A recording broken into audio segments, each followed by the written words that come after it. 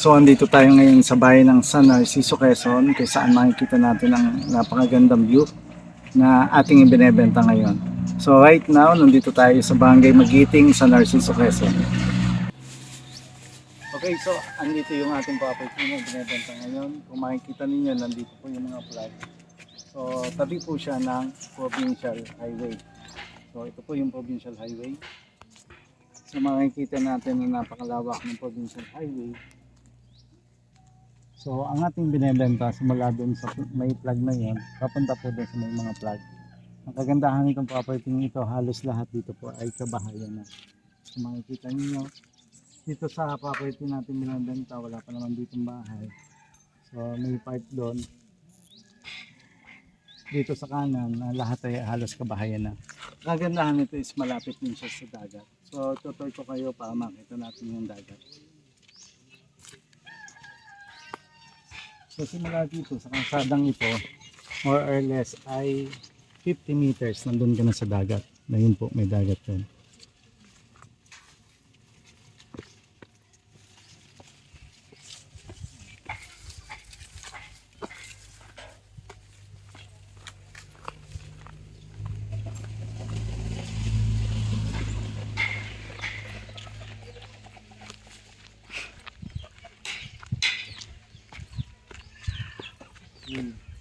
Nandun yung view ng dagat. So po,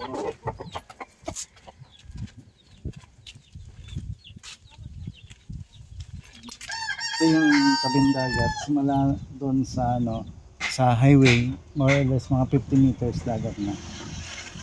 So maganda naman ang buhangin ng dagat. Ang mga bato lang ang portion. So yan. Ito po yung tabing dagat. Ayan.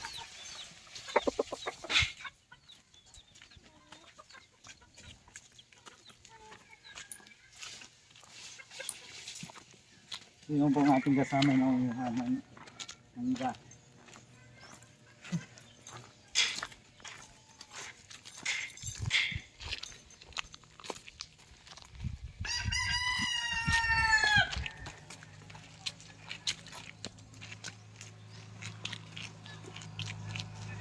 So babaybayin natin ngayon yung property para makita natin.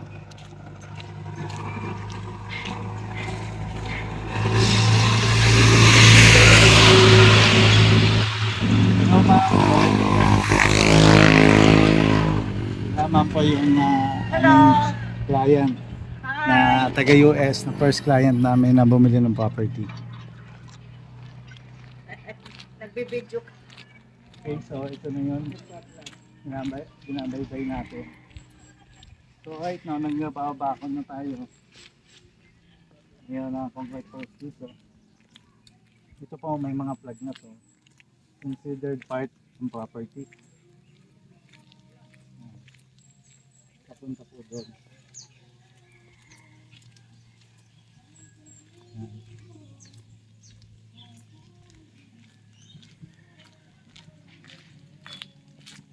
So dito sa property, wala kang katatakutan kasi hindi talaga ito park lang. Or at the same time, napakadaming bahay dito. So ibig sabihin, maganda siya for residential house or kung gusto natin ng mapapagpahingahan kasi nandun po siya sa taas.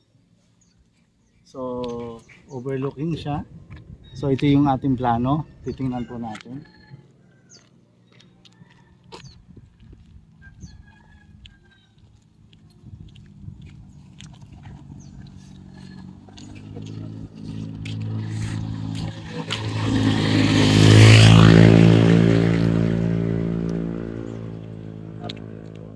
Sa plug na to, papunta dyan. Ito po yung tinatawag natin 5 meters right of way na papunta po dun sa taas sa property. So pupunta po tayo sa taas.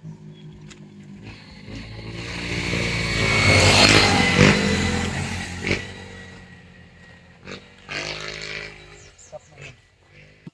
Okay, so andito na tayo sa taas. Doon tayo bumaba sa kalsada. So makikita natin dito yung view ng property. So ito po yung tabing dagat.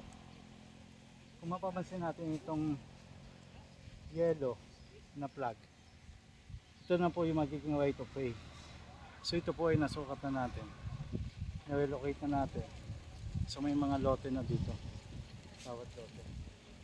So andyan na po yun. So hindi na ito magtatagal ng isang linggo, may kalsada na po ito. Okay. So, may mga mahon na po siya, 5 meters ang right of way. At the same time, itong part na to, may nakabili na nito. Yan. So makikita natin, napakaganda ng view. At ito namang property nito, may napakabigas yung progression po nito. Na hindi tayo dito mag-landslide. Papakita natin mamaya kung gaano katigas ang lupa, yung pundasyon nito sa ilalim. Okay.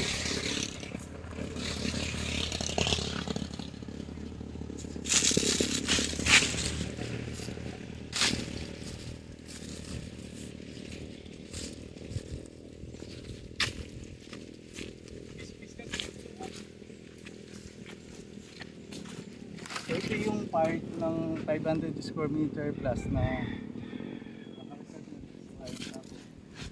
may kubo dito. So pinagpapahinga namin. At the same time, may mga langka, may mga gabi dito sa laksan.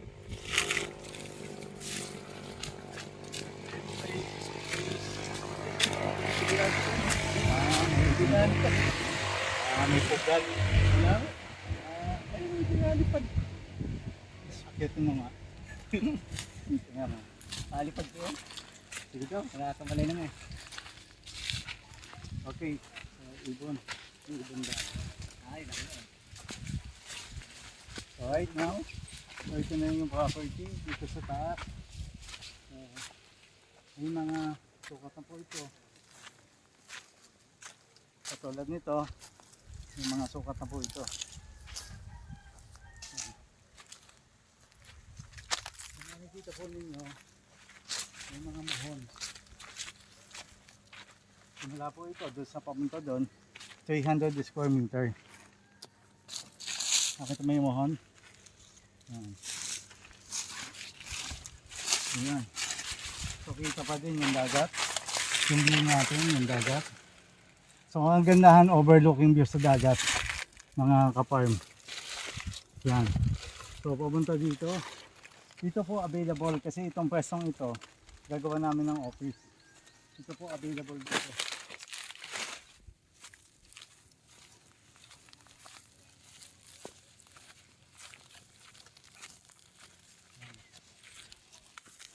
Itong part na po ito, ang available. Pamula doon, available po siya hanggang doon sa pataas. Ang 300 square meter po ang available dito. Tingnan mo naman ang view. Yan. Kung mahilig ka mag-paint, pwede mo siyang ipinta.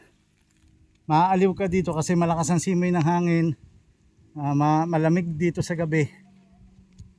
Napakaganda ng ano dito kasi walang ingay. Hindi compare kasi doon sa baba na maingay. Dahil madaming bahay, madaming sasakan. Dito sa taas, wala ka ng kinig na maiingay. Kung hindi, ang boses ko na lang. Yan.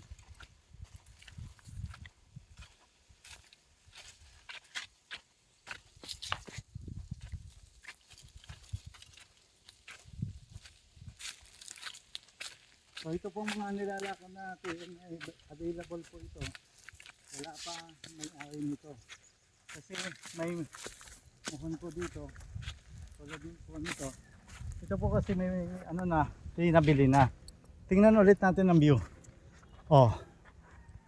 So kung gusto mo ng tahimik, mapayapang buhay, maaliwalas, makapaligiran, try po ninyo na bumili dito sa property na ating ano.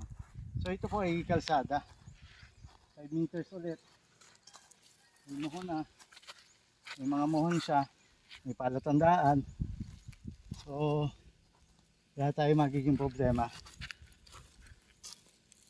Okay, so punta naman tayo dito sa nabili ng client natin na si ma'am kanina. Taga US.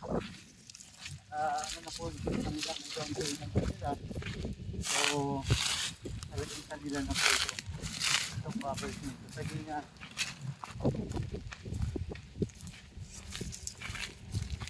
yan po ay 1,000 square meter. Yung kanilang nahuli.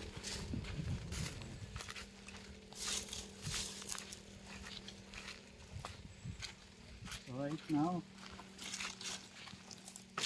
yan. Yung saging. Oh, ito. Yung mga view dito. Pinabili ni ma'am. Nakikita natin, napakaganda ng view. Na ito ang dagat. Ito po, available pa. Yan. Available pa po ito. Itong property nito. So, kitang-kita natin ang view ng dagat. So, ito pong lupang ito, hindi po ito guguho kasi anapig po ito, itong lupang ito. Yan. Available po ito. 300 square meter. So mayroon din po tayong mga 100 square meter. Nandun lang po sa likod. Sa likod nitong 1,000 square meter na to. Yan. Sa likod niyan. So ito po ay napakagandang investment. Sa mga gusto ng maliit na farm na malayo sa ingay pero malapit sa highway. So ito na po yun. Simula po ito sa pagpapunta po tayo ng town proper na San Narciso, more or less mga 10 kilometers pa po. So may hospital naman po doon sa town proper. Ito po ay pagitan pa ng Buena Vista, Quezon at saka San Narciso, Quezon. So nasa pagitan tayo ng dalawang bayan. So dito po ay malapit po tayo sa school. Ang elementary school po dito, more or less mga 5 minutes lang nandun na ka na sa elementary. At the same time, sa high school mayroon din po, mga 5 minutes lang nandun ka na. Mayroon din po ditong talipapa o matatawag nating mini public market kung saan makakabili na po kayo ng mga pagkain na pwede ninyong lutuin na day to day. So napakaganda itong property. So sa mga client ko na naghahanap ng mga maliliit na farm, ito na po yung pagkakataon para mag-invest dito sa bayan ng San Narciso, Quezon. Kontakin po ninyo ang aming number dyan sa taas at pakipollow, share, and like din po ang aming YouTube channel. Thank you so much at asahan ko po ang inyong mga message. Have a nice day and God bless.